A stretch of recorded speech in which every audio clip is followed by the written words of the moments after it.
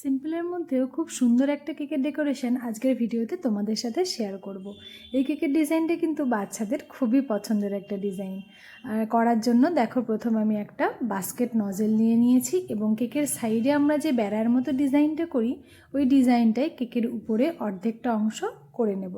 তার জন্য দেখো, প্রথমে একটা লম্বা দাগ কেটে নিচ্ছি এবং অল্টারনেটভাবে মাঝের বেড়াগুলো দিয়ে দিচ্ছি। তোমরা ভালো করে ভিডিওটা দেখো, তাহলেই বুঝতে পারবে এটা খুব সহজেই কিন্তু একটা ডিজাইন হয়ে যায়। এরপরে ওই নজেল দিয়ে কেকের সাইড দিয়ে আমি একটা বর্ডার করে দিয়েছি।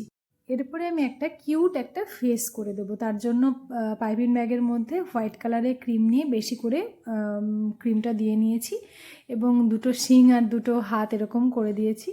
তো চোখগুলো আমি একটু পরে করে নেব। তার আগে আমি কিছু ফ্লাওয়ার দিয়ে বাস্কেটের উপরে দিয়ে সাজিয়ে নিচ্ছি। তার জন্য আমি রোজ নজেল একটা ব্যবহার করেছি এবং কয়েকটা হোয়াইট কালারের ফ্লাওয়ার দিয়ে দিলাম।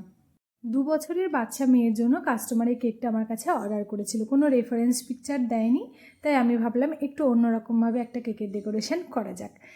তো এই ডিজাইনটাই করেছি। দেখো, হোয়াইট কালারে কতগুলো ফ্লাওয়ার পরপর দিয়ে দিয়েছি এবং মাঝখানে পিঙ্ক কালারের ক্রিম দিয়ে আমি ফ্লাওয়ারের রেনগুলো করে ফ্লাওয়ারগুলোকে একটু হাইলাইট করে দিয়েছি। এরপরে আমি ওই ফেসটার উপরে চোখ, নাক এবং শিংটাতেও একটু লাল রঙের জেল দিয়ে আমি একটু হাইলাইট করে দিয়েছি। এরপরে আমার মনে হচ্ছে কেকটা আরেকটু ফাঁকা ফাঁকা লাগছে, তো সেজন্য আমি কয়েকটা লিফ অ্যাড করে দিয়েছি এবং আরও কয়েকটা ওই ফ্লাওয়ারগুলোই পিঙ্ক কালারের দিয়ে দিয়েছি।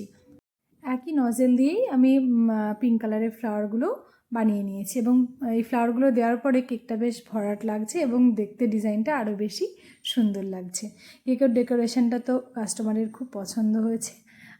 তোমাদের ডিজাইনটা কেমন লেগেছে কমেন্ট করে জানিও। ভালো লাগলে একটা লাইক আর শেয়ার করে দিও।